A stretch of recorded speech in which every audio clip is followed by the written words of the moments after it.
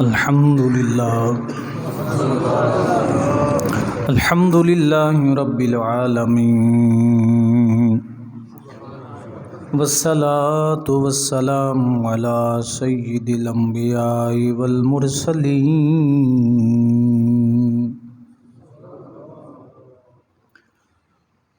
وعلى آلہ وأصحابہ اجمعین اما بعد فاعوذ باللہ من الشیطان الرجیم بسم اللہ الرحمن الرحیم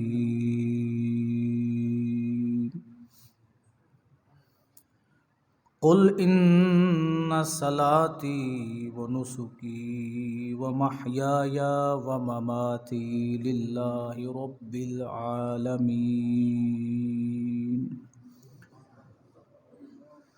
آمنت باللہ صدق اللہ العظیم وبلغنا رسوله النبی الکریم الامین ان اللہ وملائکتہ یصلون علی النبی یا ایھا الذین آمنوا صلوا علیہ وسلموا تسلیما الصلاۃ والسلام علیک یا سیدی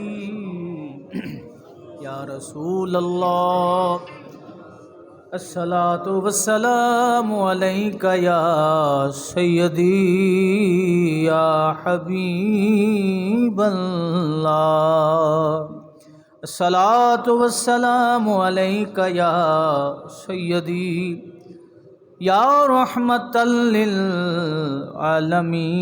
للعالمین وعلی آلک واصحابک یا خاتم النبیین یہ فیضان نظر تھا، یہ فیضان نظر تھا، یا مکتب کی کرامت تھی، یہ فیضان نظر تھا، یا مکتب کی کرامت تھی، سکھائے کس نے اسماعیل کو آداب فرزند، سکھائے کس نے اسماعیل کو آداب فرزندی،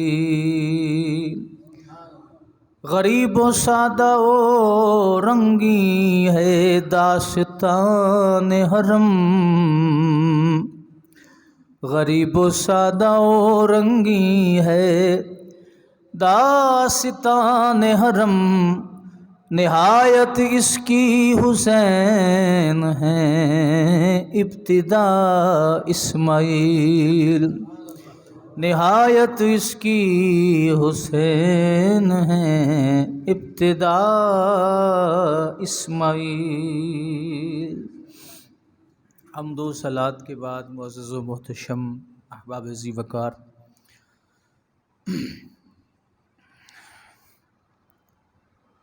ذی الحج شریف شروع ہو چکا ہے، آج یکم ہے نا، اس مہینے کی 10 تاریخ کو مسلمانان اسلام قربانی کرتے ہیں صاحب نصاب، اور یہ حج کے دن بھی اسی مبارک مہینے میں، اس لیے اس کا نام ہے ذی الحج ہے۔ رب ذوالجلال نے صاحب استطاعت، صاحب نصاب لوگوں کے لیے قربانی لازم قرار دی۔ اور اس کی وجہ کیا چیز بنی؟ لوگ سمجھتے ہیں کہ اس سے صرف حصول گوشت یا ریفریشمنٹ ہے، ایسی بات نہیں۔ بہت ساری حکمتیں اس عظیم سنت کی ہیں، اور رب کائنات کو نہ ہی خون کی ضرورت ہے، نہ ہی اللہ تعالیٰ کو گوشت کی ضرورت ہے، اور یہ تو رب ذوالجلال کی پیدا کردہ چیزیں ہیں، اللہ تعالیٰ کی نعمتیں ہیں، جو گوشت میسر آ جائے کھا پی لیں۔ اللہ رب العزت کو صرف اپنے بندے کی ستھرائی چاہیے، اور رب کائنات نے قرآن شریف میں اس کی طرف اشارہ فرمایا کہ صرف تقوی ہی اللہ تعالیٰ کی بارگاہ میں پہنچتا ہے۔ یہ تمہارا خون بہانا، گوشت بنانا، اس کو تقسیم کرنا، اس کی اللہ رب العزت کو ضرورت نہیں ہے۔ تو اس لیے ہر مسلمان کے لیے ضروری ہے کہ وہ اس عظیم سنت کو، اس کے جو عظیم مقصد تھا اسی میں ہی اس کو سمجھے اور اس مقصد کو پورا کریں۔ وہ مقصد کیا ہے؟ مقصد یہ ہے کہ حضرت سیدنا ابراہیم خلیل اللہ علیہ السلام نے جو عظیم قربانی اپنے لخت جگر کی دی تھی، اس میں مقصود رضائے الہی تھی، اللہ تعالیٰ کو راضی کرنا تھا۔ آگے رب کائنات کی حکمتیں ہیں کہ رب ذوالجلال نے اسماعیل علیہ السلام جو ہیں ان کی جگہ پہ جنت سے جانور بھیج دیا، تو اسماعیل علیہ السلام کا چلے جانا، ان کا اپنے باپ کی فرما برداری میں اپنے آپ کو زمین پہ لٹا لینا، یہ ایسے ہی ہے جیسے ان کی قربانی ہو گئی۔ اللہ رب کائنات نے جو بنیادی عنصر اس قربانی میں رکھا ہے وہ رضائے الہی ہے، اخلاص ہے۔ اگر اخلاص نہیں تو کچھ بھی نہیں۔ آپ جتنے مرضی جانور قیمتی ذبح کر لیں، لیکن اگر اخلاص نہیں ہے تو آپ کی کوئی قربانی نہیں ہے۔ بظاہر بندے لوگ بہت پیسہ خرچ کرتے ہیں جانوروں پہ، تو اگر ان کا مقصود ہی یہ ہو گوشت حاصل کرنا یا لوگوں کو دکھانا، ان کے سامنے تفاخر کرنا، فخر کرنا کہ اتنا بڑا جانور ہم لے کے آئے ہیں، دیکھیں ہم اتنے صاحب نصاب ہیں اور اتنے صاحب استطاعت اور پوجو والے ہیں، ہم اتنا بڑا قیمتی جانور جو ہے وہ ذبح کرتے ہیں۔ فرمایا اگر تمہاری یہ نیت ہوئی تو تمہیں وہ اجر نہیں ملے گا، تمہیں وہ ثواب نہیں ملے گا۔ رب کائنات نے قرآن شریف میں اسی لیے اشارہ فرمایا، قل آپ فرما دیجیے ان صلاتی، اور ہر عبادت کے اندر خلوص کا ہونا ضروری ہے، کہ بے شک میری نماز، اللہ اکبر، نماز اور حج جو ہے نا، یہ دو بہت بڑی عبادات ہیں۔ ان کے اندر اگر نیت میں خلوص نہ رہا تو نفس وجوب ادا ہو جائے گا، لیکن اس کی روح سے بندہ جو ہے وہ محروم رہے گا۔ اس کی میں مثال آپ کے سامنے پیش کرتا ہوں۔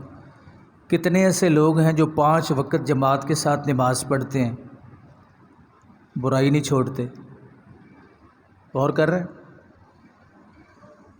5 وقت بندہ جماعت کے ساتھ نماز پڑھے، برائی سے باز نہ آئے، تو یہ سمجھ لیں کہ آپ اللہ کا فرض تو ادا کر رہے ہیں لیکن اس کی روح سے محروم ہیں۔ کیوں؟ اگر یہ نماز آپ کی خلوص کے بغیر ہے تو آپ اس کی روح سے محروم ہیں، کیونکہ نماز کے بارے میں تو یہ ہے، اللہ فرماتا ہے کہ وہ برائی اور بے حیائی برے کاموں سے کیا کرتی، تو تمہیں کیوں نہیں روک رہی؟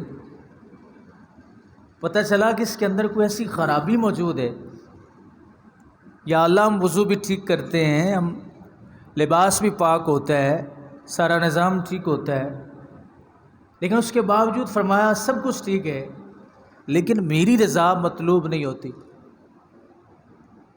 میری رضا مطلوب نہیں ہوتی، مجھے خوش کرنے کے لیے بہت کم لوگ آتے ہیں، اور جو آتے ہیں پھر ان پہ اللہ کا انعام ہوتا ہے کہ اللہ تعالیٰ ان کے دل کو ستھرا کرتے ہیں۔ قل ان صلاتی و نسکی، فرمایا آپ فرما دیجئے کہ جتنی بھی میری قربانی ہیں، و مماتی، میرا مرنا، و محیایا، میرا زندہ رہنا، و مماتی، اور میرا مرنا، یہ کب ٹھیک ہے؟ فرمایا للہ رب العالمین، جب رب ذوالجلال کے لیے خالصتاً ہو تو پھر جناب والا یہ عبادات اللہ تعالیٰ کی بارگاہ میں قبول ہے۔ کوئی شخص اگر شہید بھی ہو جائے تو ضروری نہیں کہ ہر شہید جو ہے منصب والا بھی ہو، اگر اس کی نیت ہی ٹھیک نہیں ہے تو للہیت نہیں ہے، اس کے اس عمل میں خلوص نہیں ہے تو کوئی فائدہ نہیں ہے۔ کتنے ایسے لوگ ہوتے ہیں جو بڑی بڑی عبادات خرچ کر کے بھی حج بھی کر کے آتے ہیں، کتنی بڑی عبادت ہے جس میں مشقت بھی ہے اور مال و دولت بھی خرچ ہوتا ہے، لیکن حج کرنے کے باوجود نہ بددیانتی سے باز آتے ہیں، نہ برائی سے باز آتے ہیں، نہ جھوٹ سے باز آتے ہیں۔ ہوتے ہیں نا ایسے لوگ، لیکن جن کو اللہ ہدایت عطا فرماتا ہے، جو باز آتے ہیں ان کا حج اللہ تعالیٰ کی بارگاہ میں مقبول ہو جاتا ہے کہ اللہ نے، وہ اللہ کے لیے گئے تھے اور جو جس کے لیے جائے اسی کو پا لیتے ہیں۔ ایک بندہ جائے مکہ اور مدینہ خریداری کرنے کے لیے تو خریداری کرے گا نا، اگر عمرے کا نام لے۔ اللہ اکبر۔ ایک بزرگ گزرے ہیں، یہ بہت ساری چیزیں ایسی ہوتی ہیں کہ اللہ فضل فرمائے تو ان کو گھر بیٹھے میسر آ جاتی ہیں، اور بہت سارے ایسے لوگ ہیں جو مکہ مدینہ جا کر بھی انہیں وہ میسر نہیں ہوتا۔ ایک بزرگ گزرے حضرت شقیق بلخی رحمۃ اللہ علیہ تعالی، ان کے متعلق محدثین کرام فرماتے ہیں انہوں نے بڑی مشکل سے حج کی تیاری کی، تو جب جانے لگے تو یعنی پہلے فیس نہیں جمع کروانی ہوتی تھی، اب تو فیسیں پہلے جمع ہوتی ہیں نا کہ اتنا پیسہ جمع کروائیں اس کے بعد آپ حج پہ جا سکتے ہیں۔ اس وقت یہ ہوتا تھا کہ زیادہ راہ زیادہ سفر جو ہے وہ جمع کر کے حج پہ جا سکتے ہیں، تو انہوں نے پیسے جمع کر لیے حج پہ جانے کے لیے۔ جب جانے لگے تو انکار کر دیا، ساتھیوں سے کہا کہ آپ لوگ چلے جاؤ، میں نہیں جاتا۔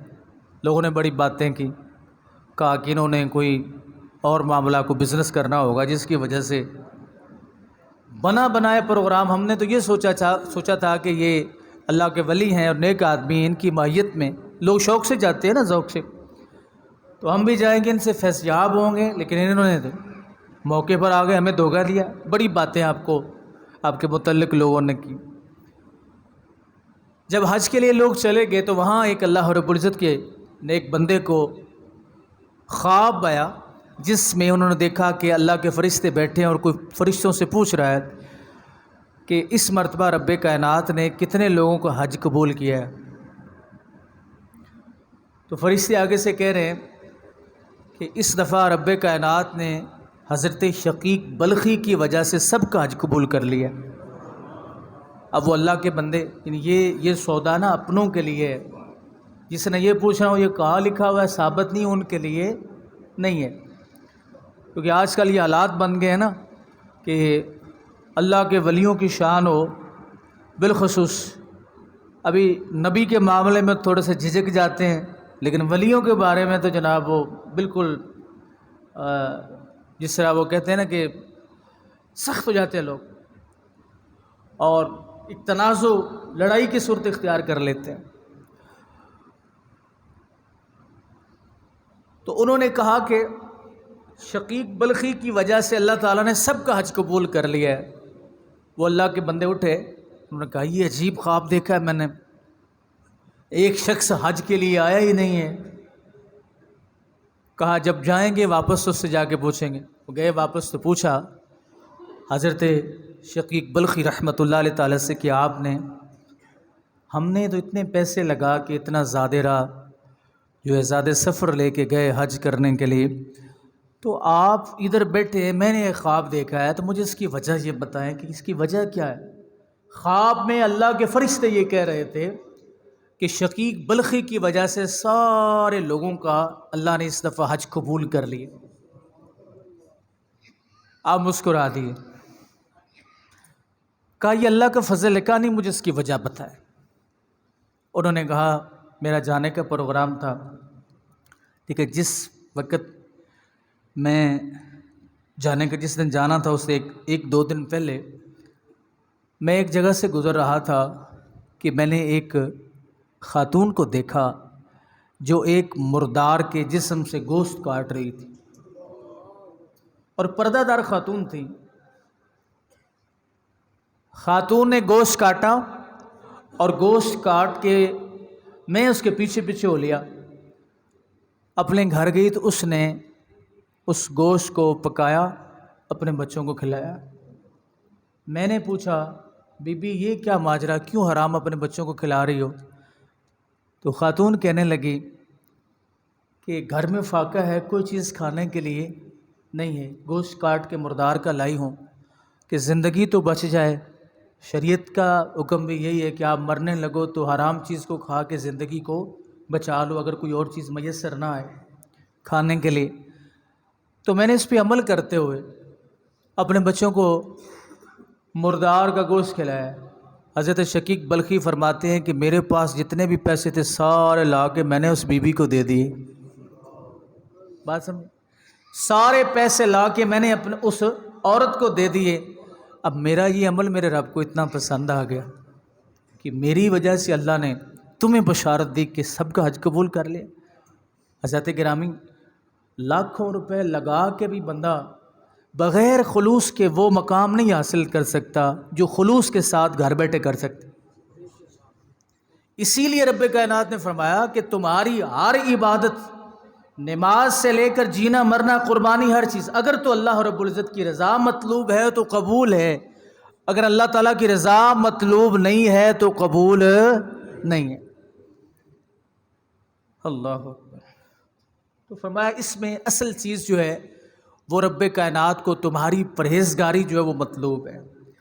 جانور خرید کے، روپیہ لگا کے، پیسہ لگا کے اگر نیت یہ بنے گی کہ محلے داروں پہ، رشتہ داروں پہ اپنی برتری کو ظاہر کریں گے، اپنا جو مقام و مرتبہ جس کو بلند کریں گے کہ ہم اتنا پیسہ لگانے کی طاقت و سکت رکھتے ہیں، تو فرمایا پھر وہ گوشت تو تمہیں مل جائے گا لیکن قربانی کی روح نہیں مل سکے گی۔ خلوص نہیں ہے تو نماز تو مل جائے گی، نماز کی روح نہیں مل سکے گی۔ خلوص نہیں ہے تو آپ کو منصب شہادت تو مل جائے گا لیکن اس کی روح نہیں مل سکے گی۔ خلوص اگر نہیں ہے تو آپ کو تمام عبادات کا وجود مل جائے گا، وجود، لیکن روح نہیں ملے گی۔ اور اگر سب کچھ اللہ رب العزت کے لیے تو فرمایا پھر تمہیں وجود بھی مل جائے گا، روح بھی مل جائے گی، اللہ کا فضل بھی مل جائے گا، اس کی رحمت بھی مل جائے گی۔ اسی لیے رب کائنات پر قل ان صلاتی و نسکی، اللہ اکبر، و محیای و مماتی، اے محبوب آپ فرما دیجئے کیا، یا اللہ میں کیا کہوں؟ رب ذوالجلال نے فرمایا ان صلاتی، بے شک میری نماز، و نسکی، اور میری قربانیاں، و محیایا، اور میرا جینا، و مماتی، اور میرا مرنا، للہ رب العالمین۔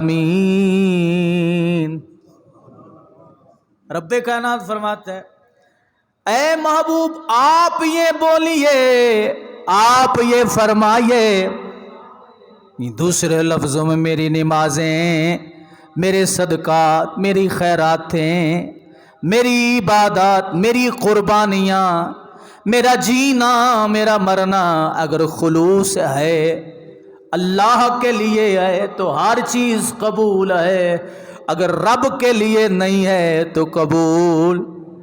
کتنے ایسے لوگ ہیں جو نمازیں پڑھتے ہیں، حج کرتے ہیں، صدقات بھی دیتے ہیں، خیرات بھی کرتے ہیں، لیکن نہ برائی سے باز آتے ہیں نہ بے حیائی سے باز آتے ہیں، گناہ بڑھتے جاتے ہیں، عبادت بھی بڑھتی جاتی،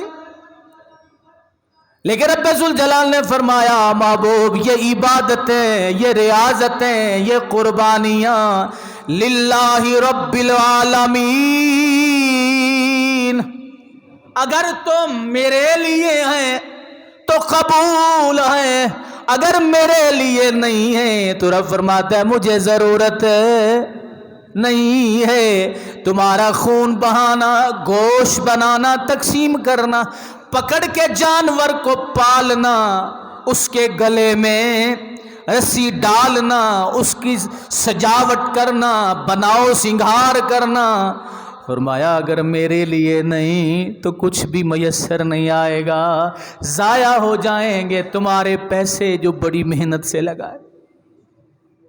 تو پتہ یہ چلا کہ قربانی کا جو مین مقصد ہے، رب کائنات فرماتا ہے وہ خون نہیں ہے، وہ گوشت نہیں، وہ کیا ہے؟ وہ تقوی ہے، پرہیزگاری ہے، اگر تو ہے تو ٹھیک۔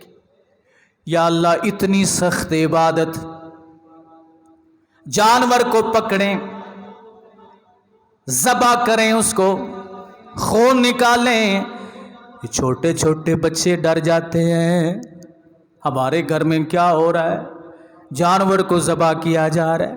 اصل میں مسئلہ یہ ہے، وجہ یہ ہے، جب جانور، اور فرمایا اپنے ہاتھ سے اگر طاقت ہے، ہمت ہے تو اپنے ہاتھ سے ذبح کرو۔ یا اللہ یہ کیوں؟ فرمایا تمہیں ڈر نہ لگے، کل جب دین مصطفیٰ کے لیے اپنی جان کا نذرانہ پیش کرنا پڑے تو خون سے ڈرو نہ۔ ظاہر ہے اگر خون دیکھو گے، خود چھری پھیرو گے، گلے سے احرا کے دم خون جب بہے گا تمہیں پتہ چلے گا، تو جب اللہ کی راہ میں کٹو گے، مرو گے، تو خون کو دیکھ کے بھاگو گے نہیں، پریشان نہیں ہوگے۔ پتہ نہیں آپ سمجھے کہ نہ سمجھے، بچے ڈر جاتے ہیں۔ حکم شریعت یہ ہے کہ اپنے ہاتھ سے ذبح کرو۔ یا اللہ کیوں؟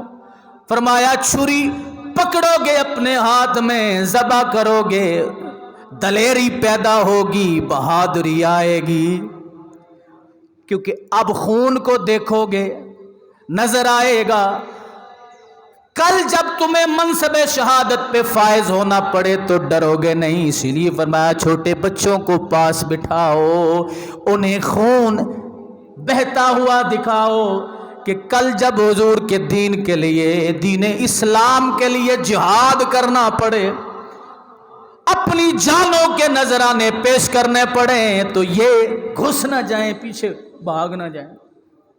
آپ کو پتہ ہے کہ جنگ، میدان جنگ سے کفار کے سامنے سے بھاگنا کتنا بڑا جرم ہے؟ تو اگر آپ نے خون دیکھا ہی نہیں ہوگا تو بھاگ جاؤ گے کوئی نہیں۔ اسی لیے فرمایا اس سنت کو رب کائنات نے اس لیے جاری رکھا کہ ہر دور میں میرے مصطفیٰ کی امت میں صاحب نصاب، صاحب استطاعت لوگ اس سنت کو ادا کرتے رہیں، تاکہ خوف خطرہ ان کے ذہن سے نکلتا رہے۔ اچھا آپ بھی بتائیں، جو ذبح کرنے لگے، کوئی بندہ چھری سے ذبح کرتا بڑا جانور تو دلیر کرتا تو نہیں میں ڈر نہیں جانا، ایسے کہتے ہیں نا، نہیں میں نے نہیں کرنا ذبح، یہ قصاب بھائی آپ کر دے، میں چھری پہ ہاتھ لگا دیتا۔ کیوں؟ تو مرد ہے، عورت تو نہیں ہے نا، ہمت ہے نا تو کرنا، ذبح تو کر، اتنے پیسے لگائے ہیں تو ذبح کیوں نہیں کر رہا؟ تو یہ طریقہ ہر مسلمان کو آنا چاہیے، جو صاحب نصاب ہیں انہیں ذبح کرنے کا خود طریقہ آنا چاہیے، تاکہ ان کے اندر بہادری پیدا ہو، ان کے اندر قوت پیدا ہو، بزدلی نہ آئے۔ میرے آقا نے فرمایا مومن بزدل نہیں ہوتا، مومن ہے بزدل نہیں ہوتا۔ کس کے مقابلے؟ اس کا مطلب یہ نہیں کہ آپ گھر چلے جائیں تو جناب ڈنڈا پکڑ کے سب کو آگے رکھ لیں، اس کا مطلب یہ نہیں ہے۔ مطلب یہ ہے کہ آپ کے اندر دین کے معاملے میں بزدلی نہیں ہونی چاہیے، کافروں کے مقابلے میں پائیں بزدل نہ ہو، دلیر ہو۔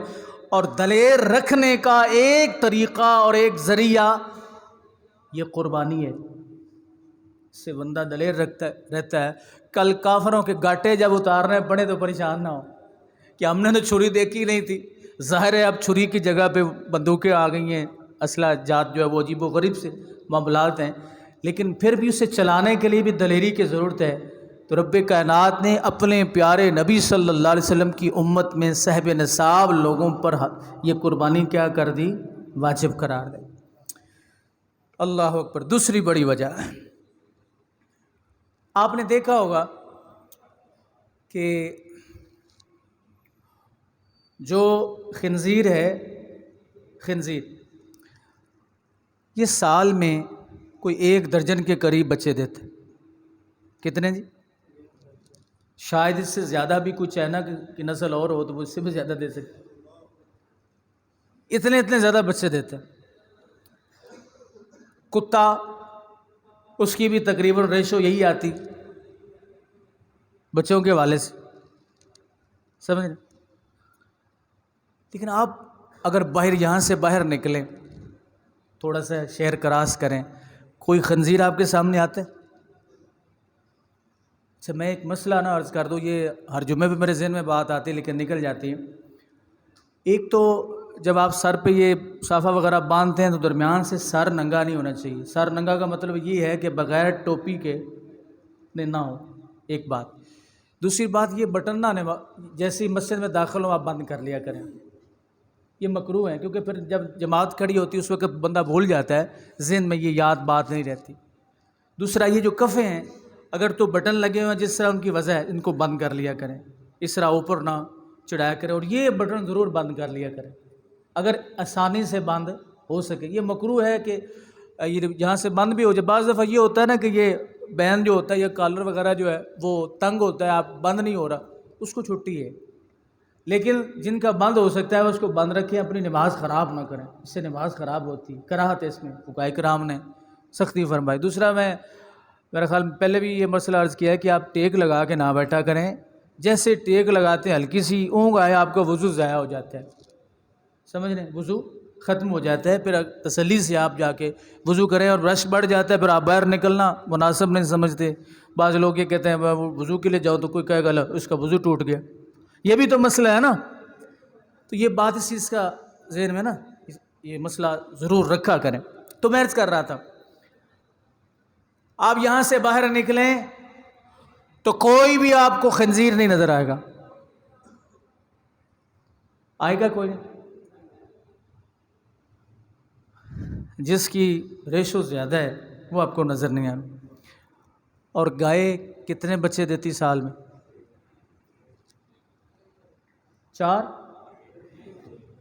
4 دیتی ہے جی. چلو اس بہانے سے آپ اٹھ جائیں گے نا، آرام فرما رہے ہیں. ظاہر ہے ماشاءاللہ باہر بھی ٹھنڈک ہے، اندر اور ٹھنڈک ہے تو ٹھنڈک میں ٹھنڈک ہو جاتی ہے. گائے سال میں کتنے دیتی ہے جی؟ 5 بچے دیتی ہے. ایک، چلے ماشاءاللہ. اچھا جی ایک بچہ، آپ کی بات مان لیں، ایک بچہ دیتی ہے جی گائے. بھینس کتنے دیتی؟ بکری 2 سے زیادہ بھی ہوتے ہیں، 4 بھی دیتی ہیں. بالکل ایسے چوہے جتنے چھوٹے بچے جو ہوتے ہیں، چائنا جیسے جس طرح چائنا کے لوگ ہوتے ہیں. تو جو جانور سال میں 12 بچے دے وہ آپ کو نظر ہی نہیں آتا. کہیں بھی نظر آ جائے لوگ اس کے پیچھے بھاگ مار ڈالتے ہیں. کتے کا بھی یہی حکم ہے. جو جنگلی کتا ہے فاوا جانوروں میں سے ہے. حضور نے جو 6 جانور جن کو مارنے کا حکم دیا ہے، مارنے کا حکم دیا ہے، پالنے کا حکم نہیں دیا. گود میں بٹھانے کا حکم نہیں دیا. اب وہ بھی سال میں 8-10 بچے جو ہے کتے کے گھر میں بھی ہو جاتے ہیں، اس کے ہاں بھی ہو جاتے ہیں، لیکن وہ بھی نظر نہیں آتے. بہت کم. گائے ایک بچہ دیتی ہے. آپ باہر جائیں آپ کو سارے گاؤں میں گائے ملے گی، بھینسیں ملے گی. یہ الگ بات ہے کہ اب گائے پر وزن آیا ہوا ہے، اس کی نسل پہ بیماری ہے. اللہ سے دعا کریں کہ اللہ تعالیٰ اس بیماری کو دور. اتنی بیماری ہے نہیں جتنی وپاریوں نے بنا دی ہے. یہ وہی کرونا والی بات ہو رہی ہے نا، اتنی ہے نہیں جتنی بنا دی ہے. اس کی وجہ کیا حضرات؟ مسئلہ قربانی سمجھ میں آئے گا، اس کا فلسفہ سمجھ میں آئے گا۔ وجہ یہ ہے کہ خنزیر کے بچے، خنزیر اور کتا اللہ کی راہ میں قربان نہیں ہوتے، رب کی راہ میں قربان نہیں ہوتے، اور جو اللہ کی راہ میں قربان نہیں ہوتا اس میں برکت نہیں ہوتی۔ گائے، بھینس، بکری کے بچے اللہ کی راہ میں قربان ہوتے ہیں، اس لیے ان میں برکت ہے، ان میں برکت ہے۔ سمجھ آئی بات؟ کربلا میں کتنے حسینی سید بچے تھے بتائیں؟ امام حسین رضی اللہ تعالی عنہ کی اولاد میں کتنے افراد زندہ بچے تھے واپس مدینہ جانے کے لیے؟ ایک امام زین العابدین رضی اللہ تعالی عنہ۔ اور یزیدی کتنے بچے تھے؟ پوری کی پوری جماعت تھی، کام و دمشق میں بیٹھا ہوا تھا، اور اس کی پوری ضروریت، اس کے فوجی، اس کے ساری نسل جو ہے وہ موجود تھی۔ لیکن آج یہ بتائیے اولاد کس کی زندہ ہے؟ اولاد کس کی زندہ ہے؟ نسل کس کی بڑی؟ حسین کی بڑی؟ یزید کی نہیں بڑی؟ کیوں نہیں بڑی؟ اس لیے کہ یزید اللہ کی راہ میں قربان نہیں ہوا تھا، حسین اللہ کی راہ میں قربان ہوا تھا۔ تو جو رب کے لیے قربان ہو جائے،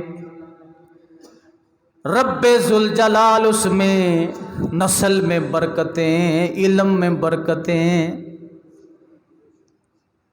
رزق میں برکتیں، عزت میں برکتیں، ساری دنیا میں یزید کے نام کا بندہ نہیں ملے گا، لیکن حسین کے نام کے بندے قدم قدم پہ ملیں گے۔ کہیں نظریں اٹھاؤ گے، ہاں جی آپ بتائیں نام کیا، وہ کہے گا غلام حسین۔ دوسرے سے پوچھیں گے آپ کا نام کیا ہے، وہ کہے گا محمد حسین۔ تیسرے کی طرف نظر اٹھائے تو پوچھیں، وہ کہے گا میرا نام خادم حسین، بلکہ خادم حسین۔ لیکن آپ کسی سے پوچھیں تیرا نام کیا ہے، ساری دنیا میں تلاش کر لو، کوئی بھی کھڑا ہو کہ یہ نہیں کہے گا میرا نام یزید ہے۔ اس لیے جو اللہ کی راہ میں، بلکہ رب نے خود فرمایا وَلَا تَقُولُوا لِمَن يُقْتَلُ فِي سَبِيلِ اللَّهِ أَمْوَاتٌ، اللہ فرماتا ہے جو میری راہ میں مر جائے خبردار اسے مردہ نہ کہو، یا اللہ جو مارے، فرمایا مارنے والا مردہ، جو میری راہ میں مر جائے وہ زندہ۔ وَلَا تَقُولُوا لِمَن يُقْتَلُ فِي سَبِيلِ اللَّهِ أَمْوَاتٌ بَلْ أَحْيَاءٌ وَلَٰكِن لَّا تَشْعُرُونَ۔ وَلَنَبْلُوَنَّكُمْ، یہ میرے بندوں کی شان ہے، جس سے پیار کرتا ہوں اس کا امتحان بھی لیتا ہوں، کبھی بھوک سے لیتا ہوں۔ وَلَنَبْلُوَنَّكُمْ بِشَيْءٍ مِّنَ الْخَوْفِ وَالْجُوعِ وَنَقْصٍ مِّنَ الْأَمْوَالِ وَالْأَنفُسِ وَالثَّمَرَاتِ، کبھی بھوکا رکھ کے امتحان لیتا ہوں، کبھی پیاسا رکھ کے تڑپتے ہوئے میدان کربلا میں جانوں کے نذرانے ان کے سر کٹتے ہیں، کبھی اس طرح امتحان لیتا ہوں۔ لیکن رب ذوالجلال فرماتا ہے جس کا میں امتحان لیتا ہوں پاس بھی وہی ہے، محبوب بھی وہی ہے۔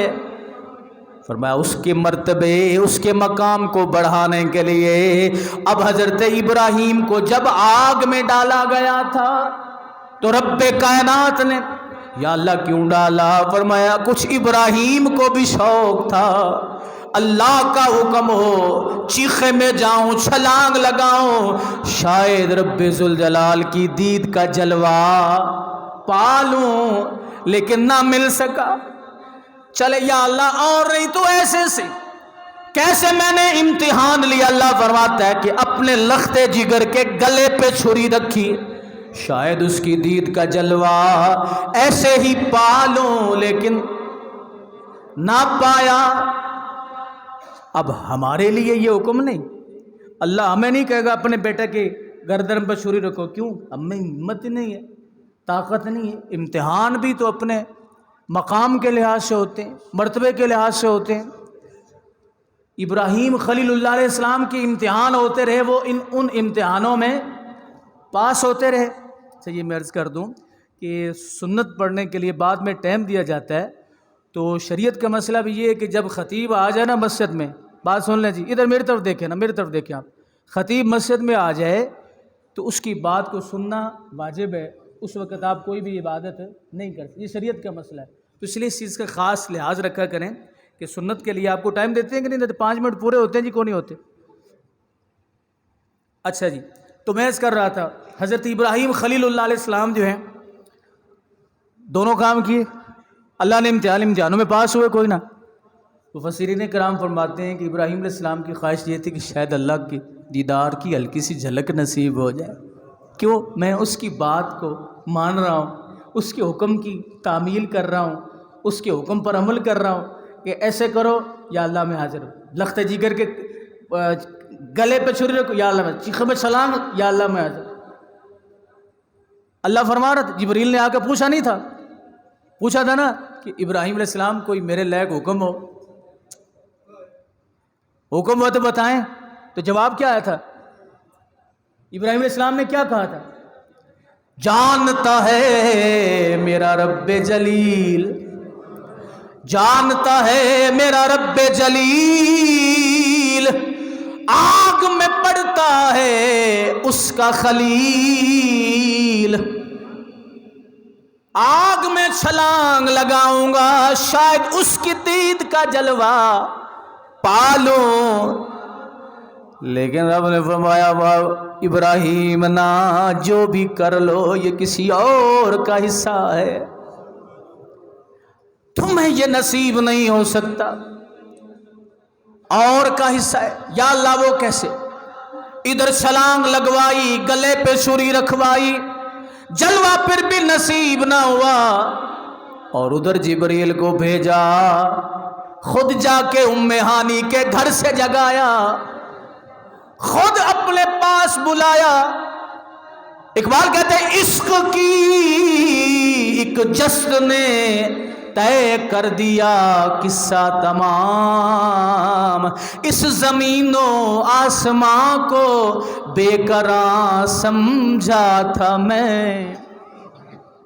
ادھر جا کے گھر سے بلایا, ایک جاگ دیا دے رہے بھاگ ستے, تے بھاگ جا ملیا ونج ستیانو. میرا نبی سوئے آکے جبریل جگائیں, محبوب چلیں, محبوب چلیں, وہی لا مکان کے مکین ہوئے, سر عرش تخت نشین ہوئے. وہ نبی کے جن کے ہے یہ مکان, وہ خدا کے جس کا مکان نہیں.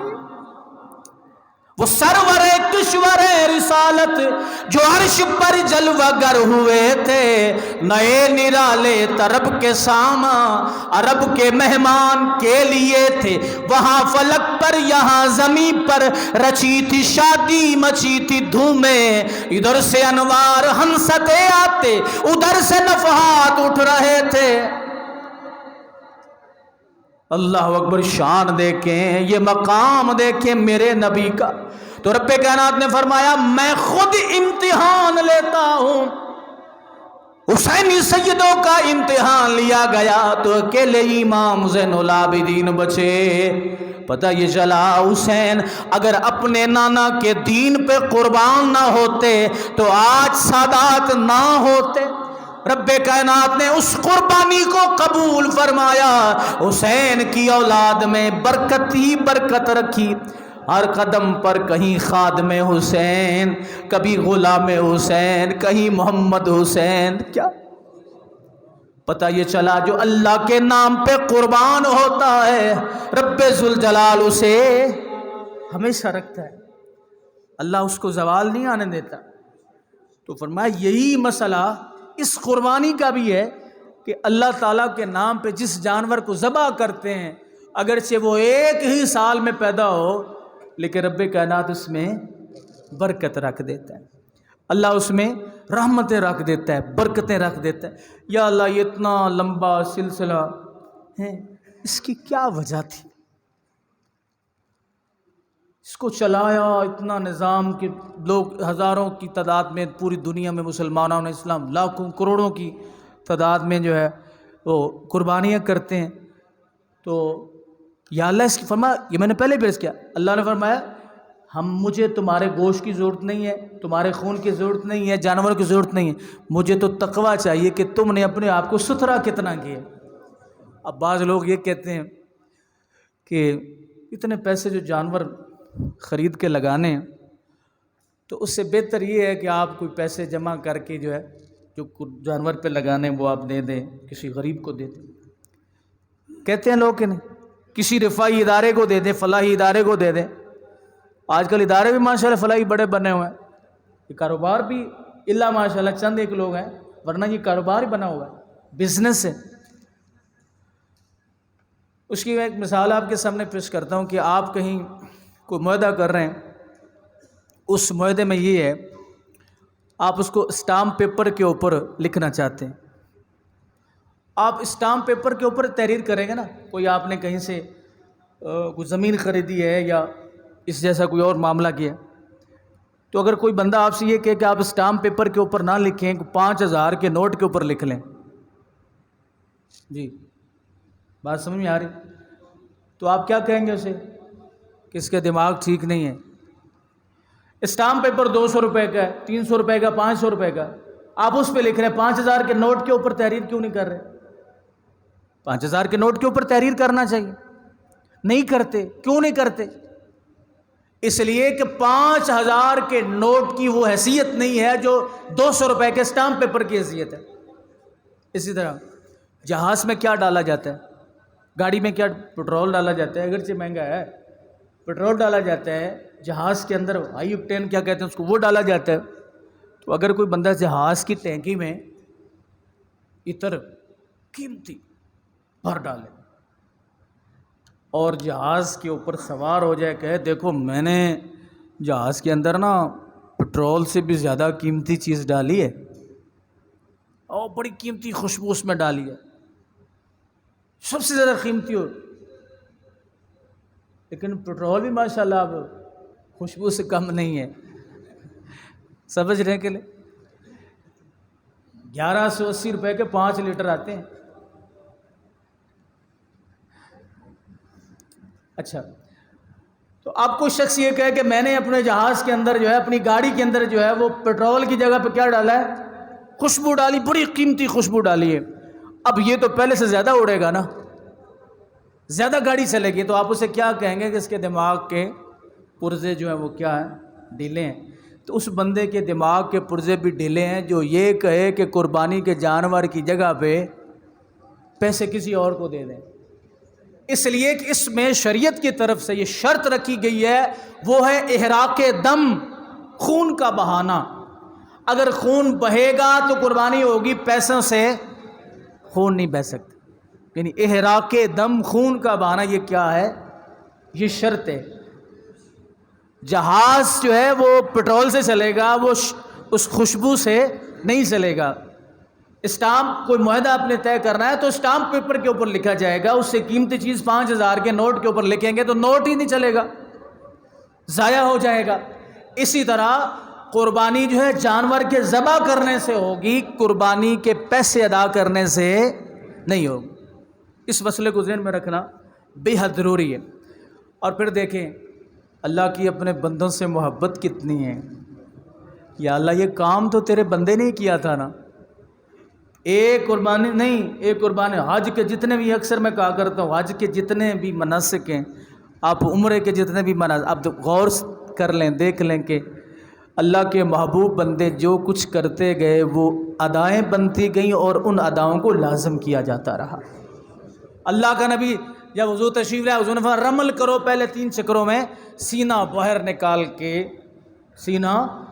نکال کے یا رسول اللہ یہ تو تکبر میں نہ فرمایا، ان کافروں کو پتہ چلے یہ کمزور نہیں ہیں، بوڑھے نہیں ہیں، یہ کمزور نہیں، یہ ہمت والے ہیں اللہ کے فضل سے۔ اب 3 چکروں میں آپ یہاں پہ اس انداز میں چلے نا، سینہ چھاتی باہر نکال کے اس طرح اکڑ کے، تو ہر بندہ کہے گا لگتا ہے اس کی گردن میں سریا آ گیا ہے جو یہ اس طرح چلتا ہے، لیکن وہاں پہ کرنا رمل کے کوئی نہیں۔ یا اللہ تیرا گھر سامنے، تیرے گھر کے سامنے کیا اکڑ کے چلیں؟ فرمایا میں یہ نہیں دیکھتا کہ میرا گھر سامنے ہے، میں نے تو یہ دیکھنا کہ میرا محبوب اس طرح چلا تھا، سمجھے؟ اب اپنے محبوب کی اس ادا کو رب کائنات نے لازم کر دیا، سامنے کعبہ اور کعبے کے سامنے بندہ اکڑے، یہ اکڑ نہیں ہے، یہ رب کائنات کے محبوب کی سنت ہے۔ پتہ چلا کہ جب خیال دیکھیں عمرہ کتنی اعلیٰ عبادت ہے، آپ طواف کعبہ میں پہلا چکر آپ نے شروع کیا ہے تو آپ جب رمل کریں گے اللہ کے نبی کا خیال آئے گا؟ کوئی نہیں آئے گا۔ تاریخ کی طرف ذہن جائے گا؟ کوئی نہیں۔ ماضی کی طرف ذہن جائے گا؟ کوئی نہیں۔ یار یہ جو اس طرح چل رہے ہیں، یہ رمل کر رہے ہیں، یہ کیوں کر رہے ہیں، اس کی وجہ کیا؟ فرمایا وجہ یہی ہے کہ میرا محبوب چلا تھا، چلو نا اس طرح۔ یا اللہ میں نہیں چلتا، فرمایا نہیں چلتے تو مجھے تمہارے عمرے کی ضرورت ہی نہیں ہے۔ تو رب کائنات نے اسی طرح اس قربانی کو بھی حضرت سیدنا ابراہیم خلیل اللہ علیہ السلام کی سنت اس لیے بنایا کہ میرے محبوب بندے کا طریقہ ہے، میرے محبوب بندے کا طریقہ۔ اور حضرت ابراہیم علیہ السلام نے یہاں پر یہ دعا مانگی، ربی حب لی من الصالحین، اے اللہ تیرے دین کی بڑی خدمت کی ہے تو بیٹا یہ عطا فرما دے۔ تو یہاں سے انشاءاللہ آگے اگلے جمعۃ المبارک پر، وآخر دعوانا الحمدللہ رب العالمین۔